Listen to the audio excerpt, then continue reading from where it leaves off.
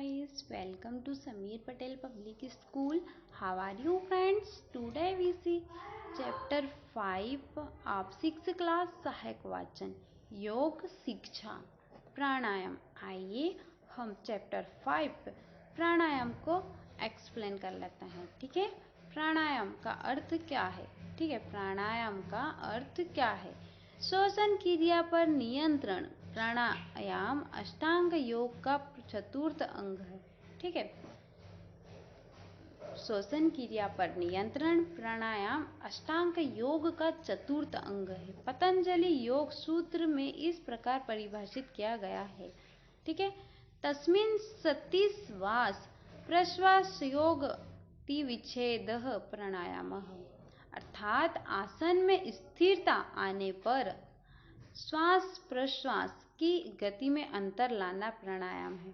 ठीक है, शरीर आसन में स्थिरता आने पर श्वास प्रश्वास की गति में अंतर लाना प्राणायाम है। ठीक है, प्राणायाम की क्रिया निम्नलिखित चरणों में होती है। प्राणायाम की क्रिया निम्नलिखित चरणों में होती है। ठीक है, फर्स्ट चरण है पूरक, सेकंड चरण है रेचक और थर्ड चरण है कुंभक। ठीक है, तो फर्स्ट चरण देखेंगे पूरक, श्वास लेना, रेचक श्वास छोड़ना। रेचक मीन्स होता है श्वास छोड़ना, पूरक मीन्स होता है श्वास को लेना और कुंभक मीन्स होता है श्वास को रोकना। ठीक है, ये प्राणायाम के 3 चरण होते हैं। प्राणायाम के अभ्यास के दौरान निम्नलिखित नियमों का पालन करना चाहिए। ठीक है, जब हम प्राणायाम का अभ्यास करते हैं तो उस दौरान हमें कुछ नियमों का पालन करना होता है। ठीक है, शीघ्रता पूर्वक श्वसन नहीं करना चाहिए। हमें शीघ्रता पूर्वक जल्दीबाजी में श्वसन नहीं करना चाहिए। मुंह से श्वास न ले जब तक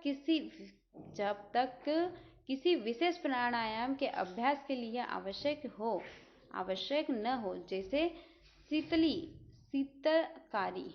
ठीक है, यदि किसी प्रकार की असुविधा का अनुभव हो तो अभ्यास तुरंत बंद कर दे। यदि हमें किसी भी प्रकार की असुविधा का अनुभव होता है तो हमें अभ्यास नहीं करना चाहिए, तुरंत बंद कर देना चाहिए। ठीक है, और योग प्रशिक्षक की सलाह ले। ठीक है, प्रारंभिक अवस्था में कुंभक का अभ्यास न करें।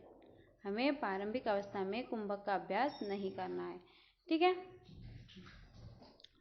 विशेष पूरक में सिद्धांत प्राप्त होने पर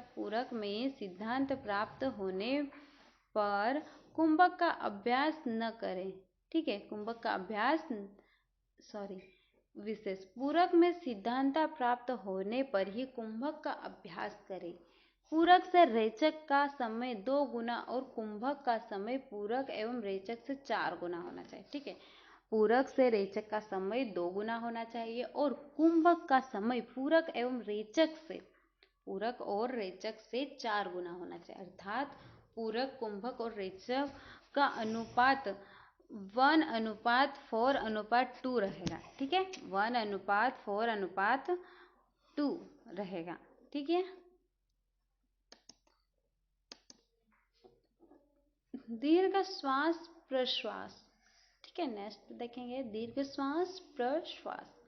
प्राणायाम का अभ्यास करने से पहले दीर्घ श्वास प्रश्वास का अभ्यास करना चाहिए, जिसकी क्रियाविधि निम्न अनुसार है। ठीक है, श्वसन व प्रश्वसन को अनुपात 1:2 मात्रा के साथ ग्रहण करना व छोड़ना ही दीर्घ श्वास प्रश्वास कहलाता है।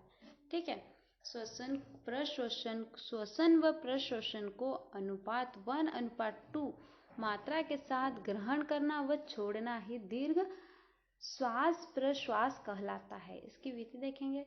किसी भी धनात्मक आसन जैसे पद्मासन, सिद्धासन, वज्रासन आदि में बैठकर आंखें बंद कर ले। ठीक है, हाथों को ज्ञान मुद्रा की स्थिति में रखें। दीर्घ श्वास दोनों नथुनों से ले। दीर्घ श्वास दोनों नथुनों से ले, यानी कि नाक से ले। इससे पूरक कहते हैं। श्वास लेने के पश्चात बिना रोके धीरे धीरे प्रश्वास आरंभ कर दे, यानी कि धीरे धीरे सांस को छोड़ना आरंभ कर दे। इसे रेचक कहते हैं।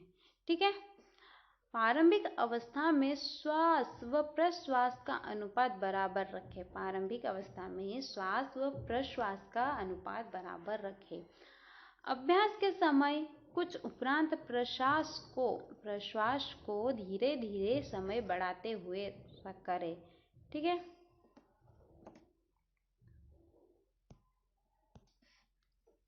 सावधानियां देखेंगे। पूरक के बाद श्वास को बिना रोके रेचक करें। ठीक है। पूरक के बाद श्वास को बिना रोके रेचक करें। अभ्यास के दौरान पेट को न फूलने दें। जब हम अभ्यास करते हैं तो उस दौरान पेट को न फूलने दें। ठीक है। सीने को फैलने सिकोड़ने दें। सीने को फैलने दें और सिकोड़ने दें। लाभ देखेंगे। श्वास पर नियंत्रण होता है, एकाग्रता बढ़ने में सहायक है और विचार शुद्धि होती है। ठीक है। नेक्स्ट देखेंगे नाड़ी शोधन प्राणायाम। नेक्स्ट देखेंगे नाड़ी शोधन प्राणायाम। यह प्राणायाम बाईं व दाईं नासिका से बार बार बदल कर किया जाता है। ठीक है। यह प्राणायाम दाईं व बाईं नासिका से बार बार बदल कर किया जाता है। इसके अभ्यास से नाड़ी शुद्धि होती है, इसीलिए इसे नाड़ी शोधन प्राणायाम या अनुलोम विलोम प्राणायाम कहते हैं। ठीक है। इसे नाड़ी शोधन प्राणायाम या अनुलोम विलोम प्राणायाम कहते हैं। ठीक है। इसकी विधि देखेंगे। इसको किस प्रकार से करते हैं। पद्मासन में बैठ जाइए। तर्जनी तथा मध्यमा अंगुली को हथेली की ओर मोड़िए। अब अंगूठा दाहिने जब अनामिका और कनिष्ठा के बाएं नथुनों पर रखे। ये प्राणायाम मुद्रा है। ठीक है। ये इस प्रकार से अंगूठे से दाहिने नथुने को बंद कर बाएं नथुने से दीर्घ श्वास ले। ठीक है। अब बाएं नथुने को अनामिका व कनिष्ठा से बंद रखते हुए दाहिने नथुनों से श्वास धीरे धीरे बाहर छोड़िए। श्वास बाहर निकल जाने के पश्चात पुनः दाहिने नथुने से श्वास लीजिए। अब दाहिने नथुनों को अंगूठे से बंद रखते हुए दाहिने नथुनों से प्रश्वास को पूर्वोक्त विधि से बाहर निकाल दीजिए। इस प्रकार नाड़ी शोधन प्राणायाम का एक शुद्ध चक्र पूर्ण हो जाएगा। प्रारंभ में कम से कम 3 चक्र अवश्य करें। ठीक है। इसकी सावधानी देखेंगे। जब एक नथुने से सांस ले या छोड़े तो दूसरा नथुना बंद रखे। जब एक नथुने से एक साइड से सांस ले तो दूसरे नथुने को बंद रखे। नाक पर उंगली का दबाव न दे। ठीक है। नाक पर उंगली का इतना दबाव न दे कि नाक टेढ़ी हो जाए। ठीक है। प्रारंभ में पूरक एवं रेचक का ही अभ्यास करें। पहले हमें पूरक और रेचक का ही अभ्यास करना चाहिए। ठीक है। पूरक रेचक में दक्षता होने पर कुंभक का अभ्यास करें। ठीक है। अब इसके लाभ देखेंगे। हमें इससे क्या क्या लाभ होते हैं। मानसिक एकाग्रता बढ़ाने में सहायक है। ठीक है। और नाड़ियों की शुद्धि होती है। इससे नाड़ियों की शुद्धि होती है। ठीक है। नेक्स्ट देखेंगे भ्रामरी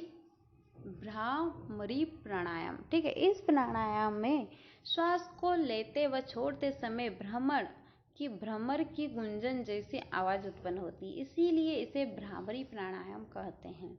इस विधि को किस प्रकार करना चाहिए देखेंगे।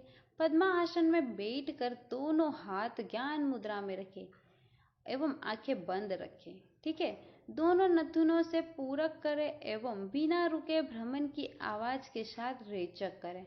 ठीक है। बिना रुके भ्रमण की आवाज के साथ हमें रेचक करना है। इस प्रकार भ्रामरी प्राणायाम का एक चक्र पूरा हो जाएगा। ठीक है। इसकी सावधानियां देखेंगे। कौन कौन सी सावधानियां बरतनी है। ठीक है। कंठ या सीने को अनावश्यक रूप से न सिकोड़े न ही फैलाए। कंठ या सीने को अनावश्यक रूप से न तो सिकोड़ना है और न ही फैलाना है। रेचक में निकली भ्रमर की आवाज एक लय में हो। ठीक है। कुंभक का अभ्यास रेचक और पूरक में पूर्व सिद्धि आने पर ही करें। ठीक है। इससे हमें क्या लाभ होंगे। लाभ देखेंगे इसके। एकाग्रता बढ़ाने में सहायक है। यह एकाग्रता बढ़ाने में सहायक होता है। मस्तिष्क की क्रियाशीलता को बढ़ाता है। ठीक है। बुद्धि का विकास होता है, चित्त में अपूर्व आनंद की प्राप्ति होती है, चित्त में अपूर्व आनंद की प्राप्ति होती है। ठीक है।